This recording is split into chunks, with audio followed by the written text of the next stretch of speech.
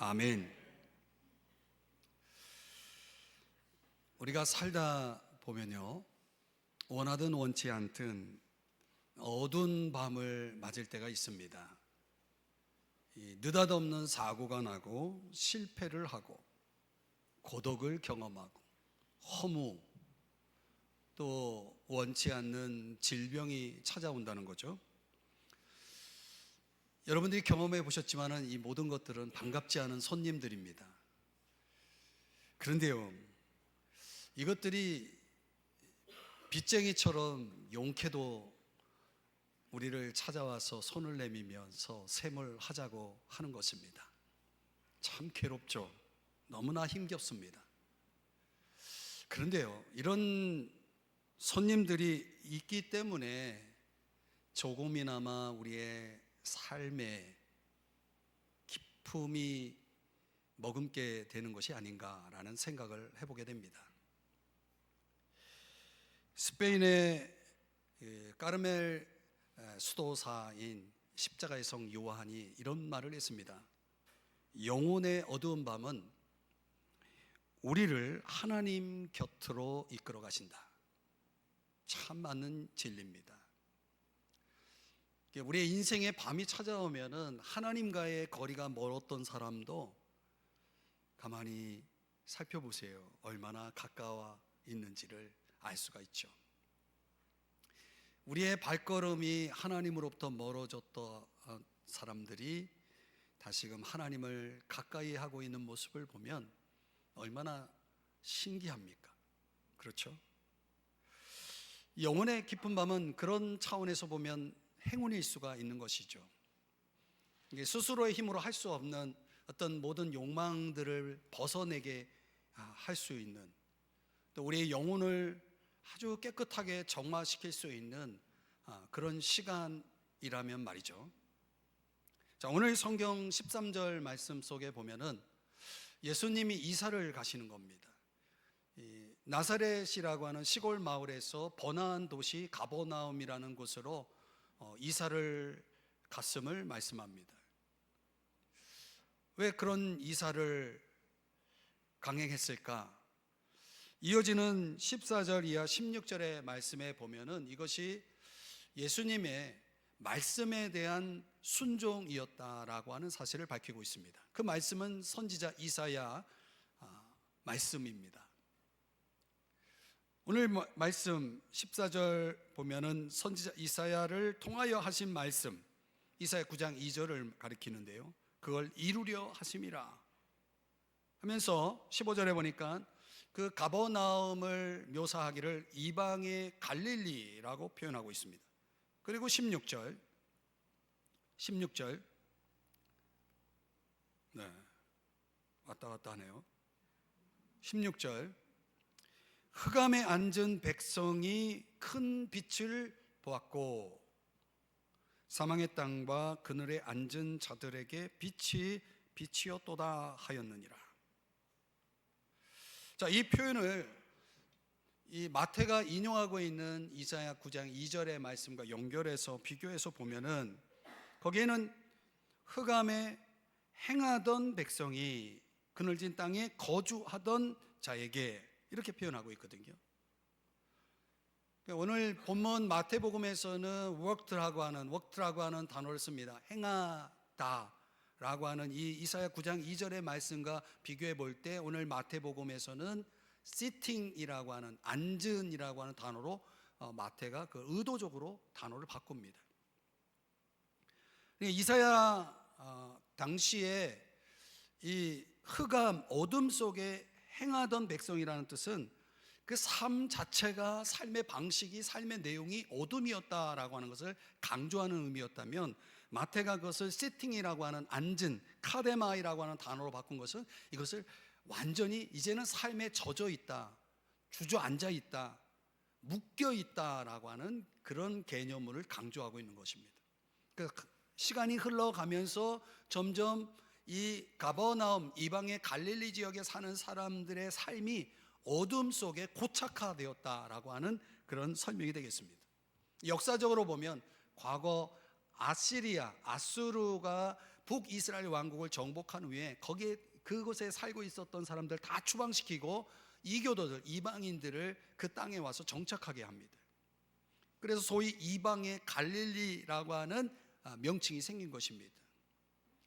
그러니까 예수님 당시에 유대인들이 볼 때에는 이 이방의 갈릴리에 사는 사람들은 완전히 죄악된 사람이고 불결한 사람이고 절망 속에 갇혀 있는 사람들로 보였던 것이죠. 여러분, 이처럼 이 깊은 어둠에 완전히 주저앉아 있는, 묶여 있는 이들, 그 이방의 갈릴리 사람들은 어쩌면 여러분 그 지긋지긋한 어둠에서 벗어나고 싶어 하지 않았을까요? 벗어나고 싶어 하는 그 갈망이 있었으리라고 생각이 됩니다. 그 어둠 속에서 벗어날 수 있는 빛을, 더 강렬한 빛을 갈망하고 있었을지 모르겠습니다. 오늘 저와 여러분은 어떤가요?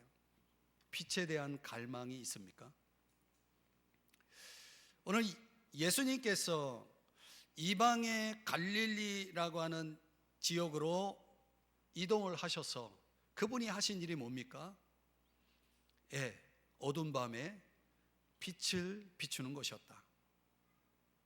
여러분, 어떻게 예수님은 그 이방의 갈릴리, 어둠에 갇혀 있는 그들에게 빛을 가져다 주었을까요? 오늘 이 시대에 어둠에 갇혀 있는 모든 이들에게 전하는 빛 세 가지가 있습니다. 첫 번째는 복음의 빛입니다. 자, 오늘 17절 말씀을 들여다보면 이때부터 예수께서 가버나움으로 이제 이동을 하신 것입니다. 이때부터 예수께서 비로소 전파하여 이르시되 회개하라 천국이 가까이 왔느니라. 복음을 전하신 것입니다. 이 마음의 인생의 어둠 속에 갇혀 있는, 영혼의 어둠 속에 갇혀 있는 이들에게 가장 필요한 것이 무엇이었을까? 예수님은 그것은 복음이다라고 말씀하고 있는 거죠. 복음이야말로 우리의 영혼의 어둠 속에서 우리를 벗어나게 하는 열쇠다라는 것입니다. 희망이죠. 희망의 빛입니다. 사도행전 26장 18절에 보면은 이렇게 묘사하고 있습니다. 그 눈을 뜨게 하여, 그 어둠 속에서 아무것도 볼 수 없는 그 어둠 속에 갇혀 있던 자들이 이제 빛으로 나오려면 어떤 일이 필요합니까? 눈을 떠야 되는 겁니다. 눈을 뜨는 것, 이게 바로 복음이 하는 역할이라는 거죠. 고린도후서 4장 3절, 4절, 6절의 말씀에 보면은 여러분 보시는 대로 복음이 가려지면, 즉 복음이 없다면 사람들은 어떤 사람이라고 설명합니까? 망하는 자들이라고 설명하고 있어요. 그 어둠 속에 갇힌 채, 그 영혼이 어둠 속에 매여 있는 채, 묶인 채 살다가 망하고 마는 것입니다. 왜 그렇습니까? 4절에 보니까 이 세상 신이, 마귀를 가리키죠, 믿지 아니하는 자들의 마음을 어떻게 만듭니까?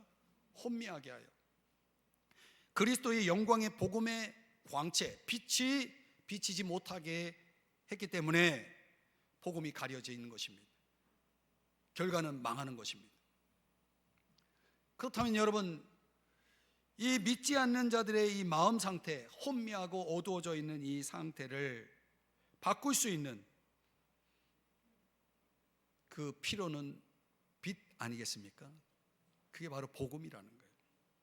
예수를 알지 못하고 믿지 못하는 이들에게 복음이라는 빛을 비추어 주어야만이 예수님을 알아서 그들이 그 혼미한 어둠 속에서 이제 풀려 나올 수 있게 되어진다는 거죠. 그래서 예수님이 이 복음을 전파하심으로 빛을 비추신 것입니다. 마가복음 1장 15절에서 말씀하기를 그 복음의 구체적인 내용을 회개하고 복음을 믿으라 라고 이 두 개의 단어를 강조합니다. 복음 안에는 회개와 믿음이 있는 것입니다. 회개가 뭡니까? 여러분 많이 들어보셨잖아요. 회개가 뭡니까? 180도 방향을 바꾸는 거죠. 하나님께로 말이죠. 나 중심에서 하나님 중심으로 180도 방향을 돌리는 것, 바꾸는 것, 하나님께로 돌이키는 것을 회개라고 말합니다. 그 하나님께로 돌이키는 방법으로서 예수 그리스도를 우리에게 보내주신 것입니다. 그래서 디모데전서 2장에서 말씀하기를 하나님과 우리 사이에 가로막혀 있는 이 문제를 해결할 수 있는 유일한 중보자로 한 분, 예수 그리스도가 우리에게 주어졌다라고 말씀하고 있는 거죠. 그분이 자신을 대속물로 주었기 때문에 하나님과 우리 사이에 막혀 있는 이 관계, 분리된 이 문제를 해결할 수 있게 되었다는 거죠. 회개라고 하는 것은 죄인인 우리가 하나님께로 나아갈 수 있는 중보자 예수 그리스도의 덕분에 그분에게 나아갈 수 있는 길이 열린 것입니다. 그 길로 돌아가는 것입니다. 적극적으로 말하면 복음은 믿는 것입니다. 믿음이 뭡니까? 예수 그리스도를 마음속에 영접하는 것입니다. 받아들이는 거죠. 여러분, 여러분의 마음속에 예수님을 모셔드렸나요? 대답이 현찮아요. 여러분 마음속에 예수님이 들어와 계시나요? 그걸 믿음이라고 말하는 거예요. 영접하는 자, 곧 그 이름을 믿는 자들에게는 하나님의 자녀가 되는 권세를 주시는 것입니다. 그 인격적인 결단이죠. 그 예수님을 내 마음속에 모셔드린다는 것은 인격적인 결단으로서 지정의를 필요로 합니다. 지적으로는 예수 그리스도가 나의 죄를 위해 십자가에 죽으시고 부활하셨다라고 하는 사실과 그분이 나의 구세주, 영어로는 Savior, 구원자이시며 나의 생명과 나의 영원한 삶의 주인, 로드가 되신다는 사실을 알고, 종적으로는 마음으로는 우리의 마음속에 하나님을 떠나 살았던 죄악들을 후회하고 나의 죄 때문에 예수님이 십자가에 죽으셨다는 사실을 감사함으로 의지적으로는 이제 내 삶을 그분에게 커미트하는 것입니다. 드리는 것입니다. 맡기는 것이죠. 그리고 그분이 원하시는 삶에 순종하여 살아가는 것, 이거를 통틀어서 믿음이라고 말하는 것입니다. 지정의 인격적인 믿음이라고 말하는 것입니다. 이렇게 믿음을 갖고 예수님을 받아들인 사람들에게는 어떤 일이 벌어집니까? 오늘 말씀처럼 어둠에서 빛으로 들어오는 것입니다. 의를 얻는 거죠. 하나님이 주시는 의를 얻고 구원을 받는 것이죠. 죄인이 성도가 되는 거죠. 거룩한 백성이 되는 거죠. 죄인이 하나님을 아버지라 부르는 자녀가 되는 거죠. 다시 한번 묻습니다. 여러분 마음속에 예수님이 들어와 계시나요? 다행입니다. 그런데 여러분, 그렇지 않은 사람들을 보세요. 이 세상의 모든 절망이라는 것은 사실 상황이나 환경 그 자체가 아니라 그 상황, 환경을 뛰어넘을 수 없다라고 하는 그런 미래에 대한 마음의 두려움에서 시작된다는 사실 아십니까? 그 두려움이 어떤 유혹을 합니까? 삶을 포기하게 만드는 유혹을 하는 것입니다. 그러니까 이런 소망 없는 절망의 어둠 속에 갇혀 있는 사람들에게 가장 필요한 것은 빛인 것입니다. 우리는 그걸 복음이라고 말하는 거죠. 예수 그리스도, 그 복음의 빛이 필요하다는 것입니다. 그래서 신학자 레오나드 스위트라고 하는 신학자가 있는데, 그가 JDD라고 하는 단어를 용어를 만들었습니다. JDD, Jesus Deficit Disorder. 번역하면 예수 결핍 장애. 오늘날 이 시대의 모든 절망적인 문제, 현대인들이 안고 있는 모든 문제는 예수 없음의 문제다라고 지적을 하는 것입니다. 예수가 없기 때문에 생긴 절망이죠. 예수가 없기 때문에 생기는 문제인 것이죠. 가장 현실적으로 겪는 문제는 예수가 없다는 문제인 것입니다. 거기서부터 모든 게 출발하고 있는 것이죠. 혹시 이 가운데도 JDD 증상이 있으신 분이 계시는지 모르겠습니다. 여러분에게 다시 묻습니다. 여러분은 어둠에서 빛으로 들어오셨나요? 아직도 만족스럽지 않습니다. 여러분 안에 아직도 확신이 없는 분들이 계십니다. 복음의 빛 대신 예수 그리스도를 믿음으로 여러분 마음속에 영접하게 되면 여러분의 마음은 더 이상 어둠이 아닌 것입니다. 여러분의 영혼은 어둠이 아니라 빛으로 여러분의 영혼이 살고 여러분의 삶이 변화되어지는 것을 믿으시기 바랍니다. 그래서 빛이 들어오면은 성경 그걸 하나님 나라라고 말하는 것입니다. 그래서 오늘 성경 17절에는 하나님의 나라가 천국이라고 표현하고 있는 하나님의 나라가 가까이 왔다. 가까이 왔다는 것은 이미 임했다라고 하는 얘기죠. 누가복음 17장에서 이 표현을 너희 안에 있다라고 말하고 있는 것입니다. 하나님의 나라, 하나님의 통치, 하나님의 다스림이 시작되어지는 것입니다. 예수 그리스도를 나의 왕으로, 나의 주로, 나의 구주로 내 마음속에 영접한 사람들은 그 복음의 빛으로 인해서 그 하나님의 통치 삶이 시작되어지는 것입니다. 참 놀랍죠. 여러분의 인생을 다스리는 것보다 예수 그리스도가 여러분의 삶을 다스리는 것이 훨씬 낫습니다. 비교가 되지 않을 정도로. 여러분의 영혼의 어둠이 끝나고 빛 가운데 여러분 모두가 하나님의 통치를 받기를 주의 이름으로 축복합니다. 간단합니다. 여러분 마음속에 예수님을 받아들이면 되는 것입니다. 두 번째로 이방의 갈릴리에 예수님이 어떻게 빛을 가져왔는가? 부르심의 빛으로 가져왔다는 것이죠. 소명이라고도 표현하죠. 자, 오늘 성경 18절 19절의 말씀에 보면 이 사람 이름이 등장합니다. 시몬 안드레. 21절 야고보와 요한.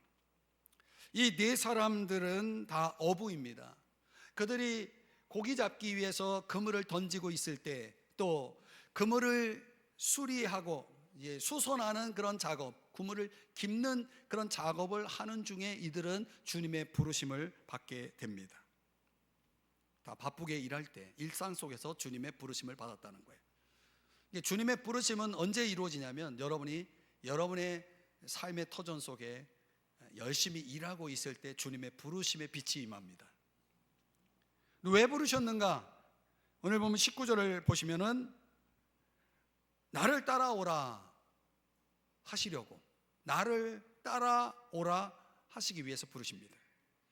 나를 따라오라라고 하는 것은 예수 그리스도를 최고의 권위자로 받아들인다는 의미입니다. 예수님만이, 오직 그분만이 주인이 되고 그 주인을 따른다는 그런 의미가 있습니다. 왜 그렇게 해야 되는가? 그 다음 이어지는 내용이 뭡니까? 사람을 낚는 어부가 되려면, 여기에 목적이 있는 거죠. 부르심의 빛이 임하면 우리들은 내가 누구를 따라야 할지, 내가 어떻게 살아야 할지가 분명해지는 것이죠. 얼마나 많은 사람들이 자기 인생길에서 방황하고 있습니까? 내가 왜 살지? 뭘 하면서 살아야 되지? 그래서 우리의 어떤 의식주 문제를 해결하기 위해서 생업에 종사하다가도 문득 삶에 밀려오는 의문들이 있지 않습니까? 내가 왜 사는지, 무엇을 위해 살아야 되는지, 어떻게 살아야 되는지, 이 삶의 의미와 목적과 그런 방향들을 우리는 얼마나 고민하며 삽니까? 그럼 인생의 그런 방황이 끝날 때가 언제입니까? 소명의 빛, 부르심의 빛을 만나게 될 때입니다. 사람을 낚는 어부라고 할 때에 이것은 예레미야 16장 16절을 인용하고 있는 것입니다. 많은 어부를 불러다가 그들을 낚게 하며, 그러니까 예수 그리스도를 따르는 사람, 그분을 최고의 권위자로 따르는 사람들의 특징이 뭡니까? 그들은 주님을 얻는 일, 그리고 주변에 있는 영혼들을 얻는 일에 관심을 갖는다는 거예요. 그 최고의 권위자를 따라가는 사람들에게는 항상 이 영혼에 대한 관심이 많은 거죠. 그 흥미로운 것은 예수님이 12제자를 부르게 되는데 그 중에 거의 반은 어부예요. 그 어부들이 하는 일, 고기를 잡는 일을 하는 사람과 영혼을 추수하는 일을 해야 될 제자들의 공통점이 뭡니까? 몇 가지가 있어요. 바쁘다는 거예요. 여러분, 어부들은 저는 뭐 그걸 직접 경험한 건 아니지만은 그렇다고 그래요. 직업적으로 바쁜 사람들이라는 거예요. 항상 아무것도 하지 않고 앉아 있는 법이 없대요. 항상 뭘 하고 있다는 거죠. 영혼을 추수하는 사람도 항상 비지, 바쁜 사람들이죠. 또 여러분, 고기를 잡는 일을 여러분 해보면 알겠지만은 굉장히 인내가 필요합니다. 영혼을 추수하는 일도 얼마나 시간을 많이 인내해야 되는지 모릅니다. 어떤 사람은 10년이 걸려도 도무지 돌아올 생각을 안 하지 않습니까? 그 기다림이라고 하는 것은, 그 인내라고 하는 것은 얼마나 길고도 긴지 모릅니다. 그래도 고기를 잡는 사람은 포기하지 않죠. 그 가지 잡을 때까지 머무는 거죠. 인내하는 겁니다. 또 여러분, 고기는 아무나 잡습니까? 기술이 있어야 되는 겁니다. 저는 낚시를 해본 적은 없지만은 어떻든 낚시 기술을 알아야 고기를 잡는다라고 전문가들이 얘기하더라고요. 그런데 여러분, 사람 영혼을 낚는 것도 기술을 배우지 않으면은 그걸 아무나 못하는 겁니다. 그럼 목사님들은 그런 기술을 잘 터득한 사람들이고 그 기술의 전문가들이기 때문에 여러분들이 만약 영혼을 추수하는 기술을 배우기 원한다 그러면 목사님들한테 배우시면 됩니다. 또 이 어부는 그냥 낚시하는 것과 좀 다르게 어부들은 그들이 고기를 잡기 위해서 충분한 어획량을 확보하기 위해서 협력합니다. 혼자 그 고기를 잡는 법은 없는 것입니다. 그런 영혼을 추수하는 것도 이렇게 협력해서 같이 그 일을 수행할 수 있어야 되는 것입니다. 그 무엇보다도 어부들에게는 믿음이 있다는 거예요. 어떤 믿음? 고기를 잡을 수 있다는 믿음. 고기는 내 눈에 보이지 않지만 고기를 잡을 수 있다라고 하는 그 믿음이 있는 것처럼 영혼을 추수하는 사람도 똑같은 그런 믿음을 가지고 있어야 되는 것입니다. 지금 당장 내 눈에 그 증거가 보이지 않아도 그 사람이 언젠가는 반드시 주님 앞에 돌아올 것이라고 하는 믿음을 가지고 기다리는 거죠. 그리고 꾸준하게 그 영혼을 위해서 추수하는 일을 그래서 관심을 갖고 진행하는 것입니다. 자, 아무튼 이런 그 어떻게 보면 생활 양식, 그 생활 습관과 밀접하여서 당시에 가장 주된 직업이었던 어부들을 주님이 선택하셨다라고 하는 것은 매우 흥미로운 일입니다. 중요한 것은 그들이 그 부르심의 빛을 만났을 때 어떻게 반응했느냐이죠. 자, 오늘 성경 20절, 22절에서는 이 단어가 반복되어 강조됩니다. 버려두고 따르니라. 그러니까 주님을 따르기 위해서는 뭐가 전제되어야 된다는 거예요? 버려두고가 전제되어야 된다는 거죠. 이것은 그 부르심의 빛이 즉각적인 순종, 전적인 항복을 강조하는 개념입니다. 조금 다른 개념으로 누가복음 16장 26절에서는 미워하지 아니하면이라고 하는 표현을 쓰고 있습니다. 그러니까 어떤 관계 속에서, 내가 소중하게 여기는 관계 속에서 그들조차도 예수님보다는 밀리는 거죠. 마치 실제로 미워하는 건 아니지만 미워하는 것처럼 보일 수 있는, 예수님이 최우선순위가 되어 있는 그런 삶을 이야기하는 거죠.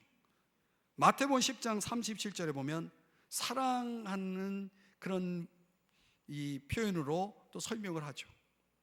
관계보다, 어떤 관계가 예수님보다 더 사랑할 수는 없는 것입니다. 예수님을 최고의 사랑의 자리에 두는 것이죠. 여러분, 이런 부르심의 빛을 여러분이 만나고 응답하셨는지요? 사실 저도 이 부르심의 빛을 만나고 지금 이 자리까지 왔지만은 주님이 때때로 저의 삶 속에서 그 부르심의 빛, 소명의 빛을 비추실 때에 그때 그 즉각적인 반응으로, 응답으로 예스, 그렇게 하겠습니다라고 제가 응답을 했을 때 적어도 주님은 세 가지를 말씀하신 것 같아요. 내가 왜 살아야 하는지에 대한 삶의 의미를 발견하게 하시고, 너가 이렇게 살게 되면 앞으로 어떤 일이 있을 것에 대한 미래의 약속이 주어지고, 너가 이렇게 삶으로 인해서 너가 지금까지 살아왔던 과거를 청산할 수 있다라고 하는 것을 말씀하십니다. 그러니까 주님의 부르심의 빛 속에는 과거, 현재, 미래가 놀랍게 변화되는 것입니다.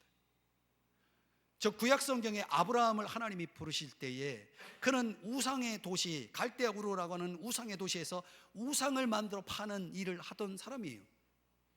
그런데 그를 부르셔서 뭐가 되게 하십니까? 믿음의 조상이 되게 하시지 않습니까? 우상을 만들고 우상을 팔아먹고 우상을 섬겼던 사람이 이제는 하나님을 믿고 따르는, 하나님을 섬기는 사람으로 바뀌어지는 것을 보게 됩니다. 완전히 다른 삶이죠. 저 구약의 이스라엘 백성들은 400년 이상 그 지긋지긋한 노예 생활을 하지 않습니까? 노예로 태어나서 노예로 살다가 노예로 죽는 이 지긋지긋한 노예 생활을 청산하게 하고, 이제 그들을 하나님의 백성 선민으로 하나님이 부르시잖아요. 새로운 인생이 펼쳐지는 거죠. 제사장 나라가 되는 거죠. 바울이라는 사람도 여러분 아시다시피 기독교를 박해하는데 가장 앞장섰던 사람을 부르시지 않습니까? 그래서 그가 어떻게 됩니까?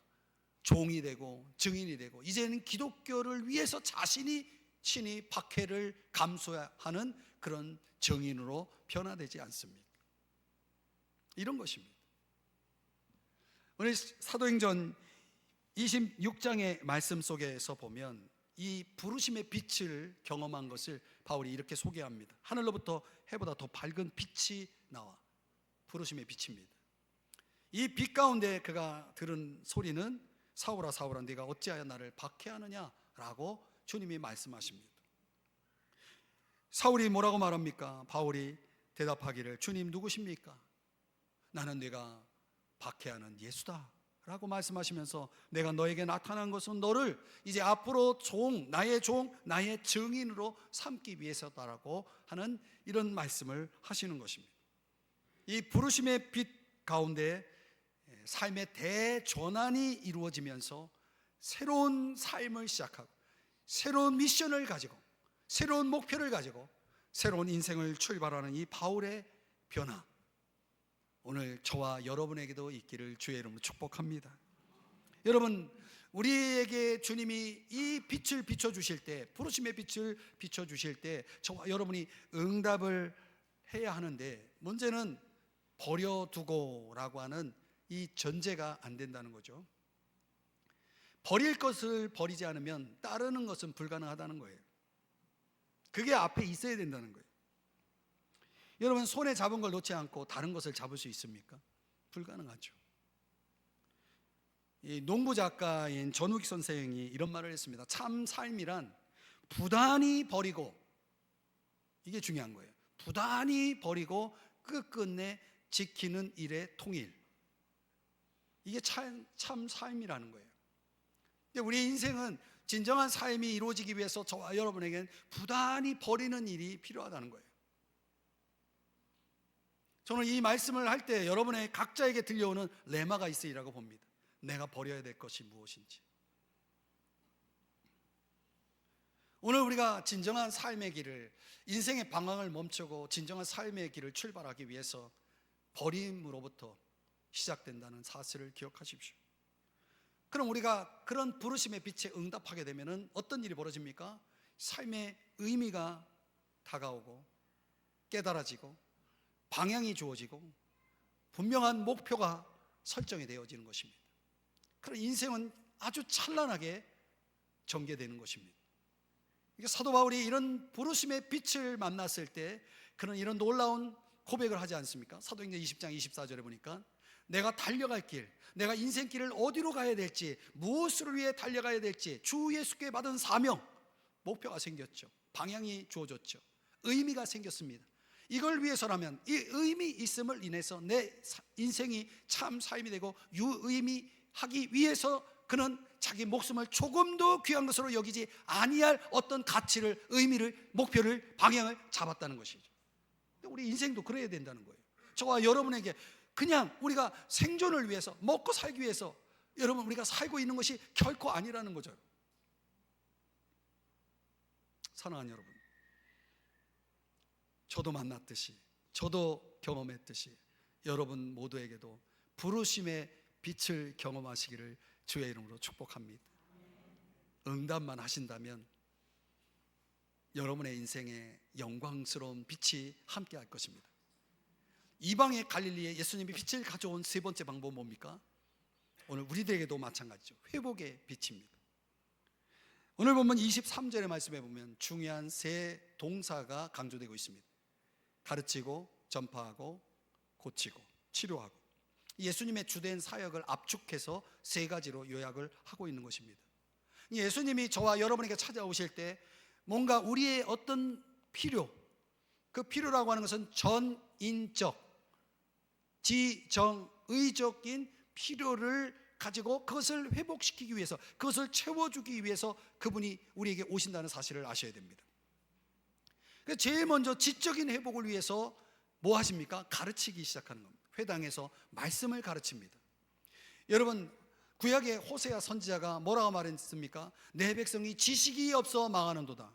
여러분, 우리가 삶에 있어서 망하는 이유가 뭡니까? 지식이 없기 때문에 망한다라고 말하고 있는 것입니다. 여기서 말하는 지식은 말씀에 대한 지식을 얘기하죠.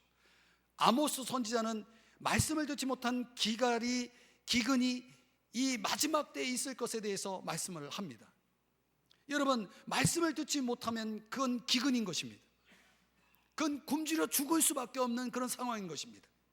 그럼 오늘날 여러분들이 생각할 때 솔직히 말씀의 홍수 시대에 있잖아요. 여러분이 가지고 있는 이 폰 하나만 가지고도 여러분들이 뭐 우리나라만 해도, 한국 교회만 해도 내노라 하는 목사님들 설교를 듣잖아요. 근데 여러분 아실 것은 홍수 시대에는 물이 부족하다는 거 아십니까?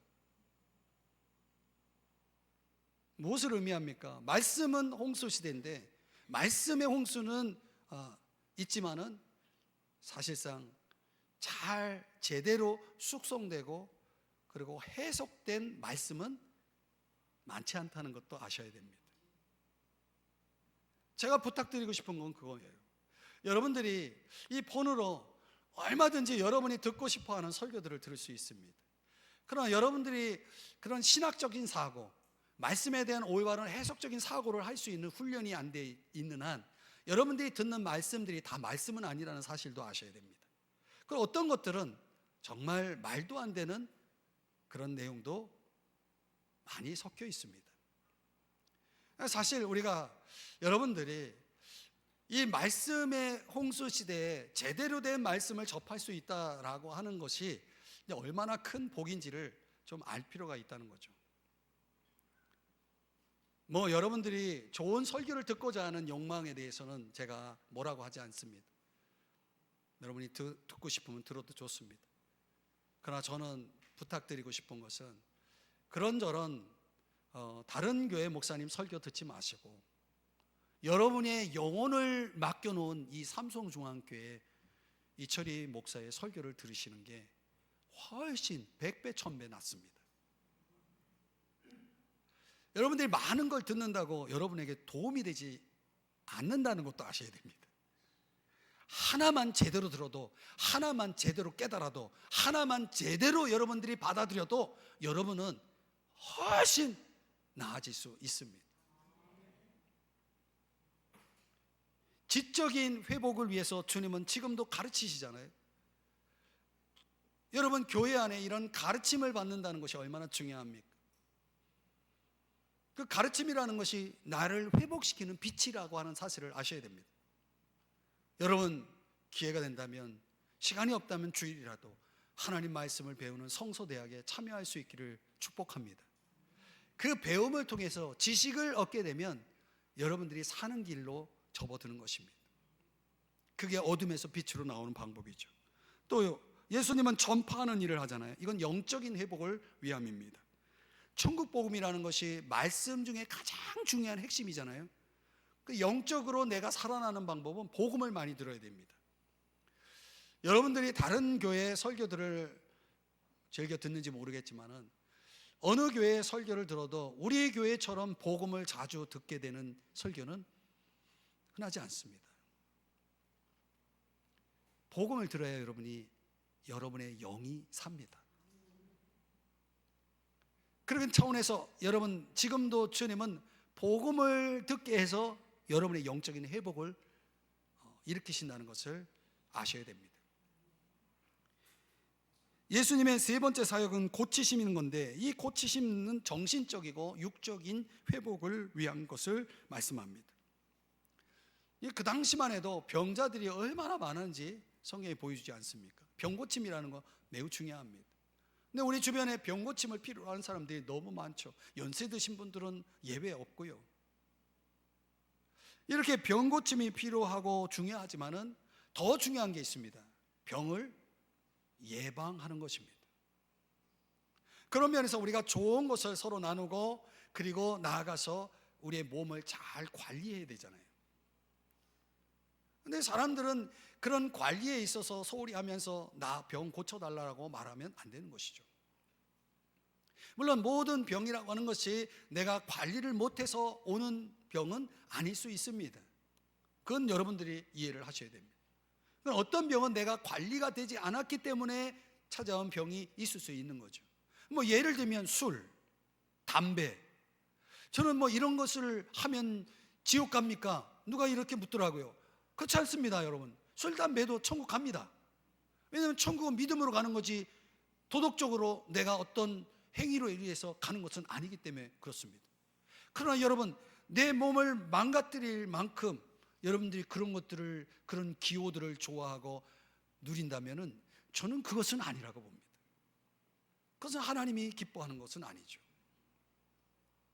왜냐하면 회복의 빛으로 여러분에게 지금 주님이 함께 하시는데, 여러분들 그런 빛을 여러분들이 거부하는 것과 같습니다. 말라기 4장 2절의 말씀해 보니까 공의로운 해, 선입니다. 태양이죠. 이건 예수님을 가리킵니다. 이 예수님이 떠올라서 치료하는 광선을 비추리니, 여기서 말하는 이 광선은 빛을 얘기하는 게 아니라 이 카다프라는 단어인데 날개라는 뜻이에요. 옷자락이라는 뜻입니다. 무슨 말이냐면 공의로운 태양이신 예수 그리스도께서 그분의 날개를 펄럭이면서 우리를 덮을 때, 옷자락으로 우리를 덮을 때 치료가 일어난다라고 하는 것입니다. 그분의 그 날개로, 그분의 그 옷자락으로 저와 여러분을 덮을 때에 그때 치유가 일어나는 것입니다.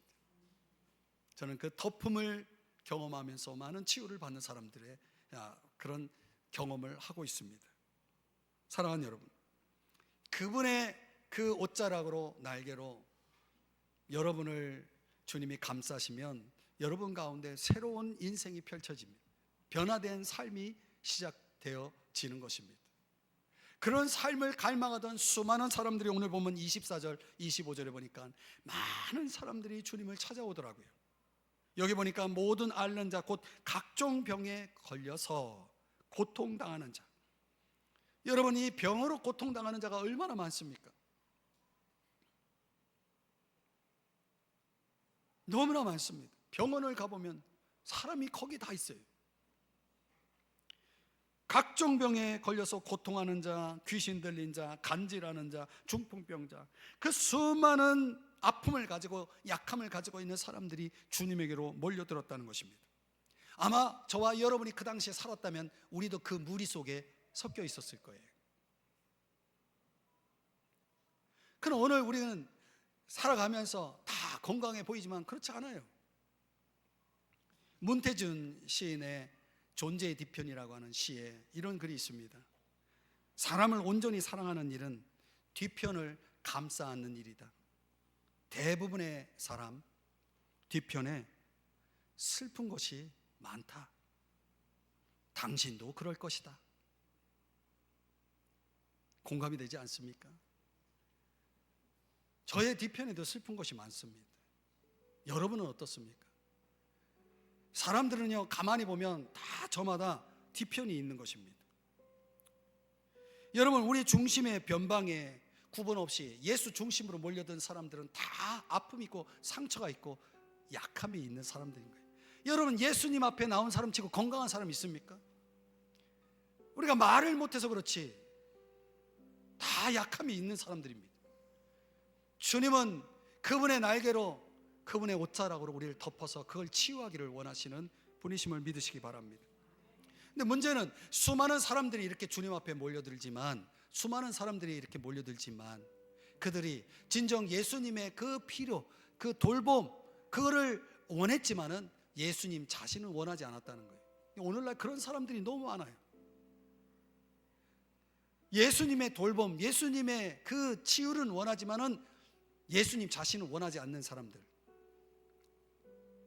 우리 가운데는 없을까요? 저는 많다고 봅니다. 슬픈 현실이죠. 유명한 찰스 스폰전 목사가 산책하다가 술 취한 사람들을 만났습니다. 술 취한 사람을 만났는데 그 사람이 스폰전 목사를 알아보고 이렇게 말하는 거예요. 목사님 설교로 제가 구원받았습니다. 목사님이 저를 회심시켰습니다. 그러자 스폰전 목사님이 이렇게 답을 남겼다고 합니다. 그렇군요. 당신은 틀림없이 제가 회심시킨 사람일 것입니다. 주님이 당신을 회심시켰다면 지금 당신의 모습일 리가 없기 때문입니다. 여러분, 회심이 다 회심이 아닙니다. 제대로 회심해야 됩니다. 제대로 회복되어야 되는 것입니다. 그런 전인적인 변화, 지정의라고 하는 전인적인 변화가 일어날 수 있도록 지금도 주님은 빛을 비추어 주신다는 사실을 여러분이 아셔야 되는 겁니다. 그 빛의 도구가 돼서 오늘도 하나님은 교회를 통해서 그런 일들을 이루어 나가고 계시는 거죠. 1892년에 이 땅에 찾아온 선교사 중에 프레데릭 밀러라고 하나, 프레데릭 밀러, 이 선교사가 있는데 그의 이야기를 한번 들어보세요. 이 밀러는 서울 충북등지에서 사역을 했다고 합니다. 입국한 지 6년 만에 첫째 아들을 얻었는데 생후 8개월 만에 세상을 떠났습니다. 양화진 묘지에다 묻었습니다. 3년 후에 둘째 아들을 얻었습니다. 얼마나 기뻤는지 모릅니다. 그런데 하루 만에 세상을 또 떠났습니다. 양화진 묘지에 또 묻었습니다. 1년이 지난 어느 날 그 두 아들을 잃어버린 그 아픔을 극복하지 못하고 38살 된 아내가 또 세상을 떠났습니다. 아내도 양화진 묘지에다가 묻었습니다. 이 모든 과정을 지켜본 조선 사람들이, 이웃들이 그 선교사에게 이렇게 물었습니다. 도대체 당신이 믿고 전하는 그 예수는 누구란 말입니까? 기가 막힌 질문 아닙니까? 당신이 전하고 있는 그 예수는 도대체 누구란 말입니까? 이 물음에 그는 대답하기 위해서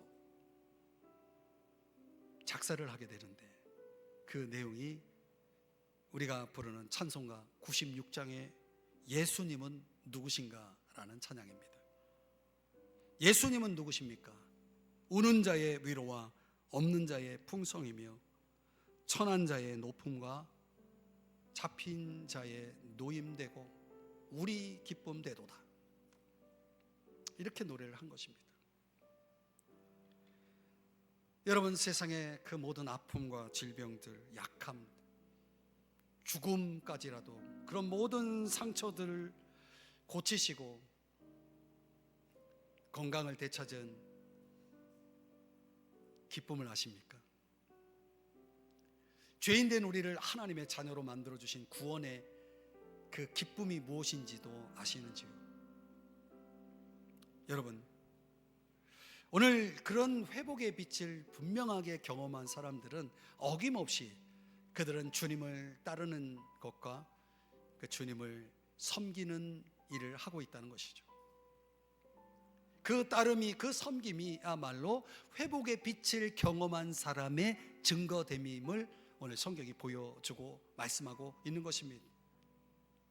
프레데릭 밀러도 그런 차원에서, 그런 아픔 속에서도 그는 여전히 주님을 따르고 섬겼다는 사실을 말씀하지 않습니까? 사랑하는 여러분, 이제 말씀의 결론을 맺겠습니다. 믿음으로 산다는 것은 어쩌면 철저한 낙관론으로 그 낙관론에 입각해서 살아간다라고 하는 의미일지 모르겠습니다. 그러나 우리가 믿음으로 살아도 여전히 현실은 어렵습니다. 나만 어렵습니까? 우리 주변에 보면 영혼이 없는 것처럼 살아가는 이들이 점점 더 많아지는 모습을 보게 됩니다. 여러분, 그래도 우리는 선지자 이사야가 들려준 희망의 노래가 있습니다. 이사야 42장 3절의 말씀에 보면 꺼져가는 등불을 그분은 끄지 않으신다는 거죠. 절망 가운데 꺼져가는 내 마음의 심지를 완전히 꺼져버리지 않도록 주님께서 그 심지를 일으켜주고 계시는 거죠. 저는 사랑하는 우리 성도님들의 그 마음의 심지가 꺼져가려고 하는 그 마음의 심지를 주님 다시 또 타오르게 하시는 주님의 그 손길이 보여져요. 너무 감사해요. 여러분, 예수님은 이방의 갈릴리와 같은 이 땅에 그 어두운 밤하늘 아래 저와 여러분을 위해서 빛을 가져오셨습니다. 복음의 빛을 가져오시고, 아멘입니다. 우리를 부르심의 빛으로 삶의 방향을 잡지 못하고 아무런 의미와 목표 없이 헤매던 나에게 그 부르심의 소명의 빛을 주셔서 나로 하여금 주 예수께 받은 그 빛을 가지고 인생길을 당당하게 살아가도록 만들어주신 그 빛 말이죠. 그리고 나아가 저와 여러분의 인생 속에서 이제 주님은 모든 약함들을, 모든 아픔들을 덮으시고 치유하신 회복의 빛으로 함께 하시고 우리 가운데 임하신 예수 그리스도이십니다.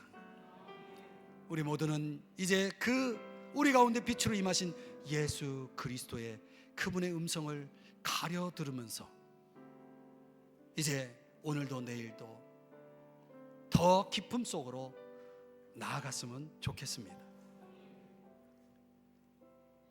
오늘 이 말씀을 마치면서 떠오르는 시가 있습니다. 괴로웠던 사나이 행복한 예수 그리스도에게 처럼 십자가가 허락된다면 모가지를 들이우고 꽃처럼 피어나는 피를 어두워가는 하늘 밑에 조용히 흘리겠습니다. 윤동주의 십자가에서라는 시의 내용입니다.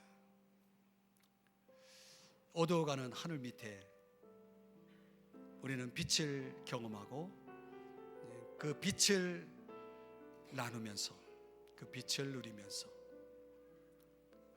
묵묵히 살아갔으면 좋겠습니다. 기도하겠습니다. 하나님 아버지,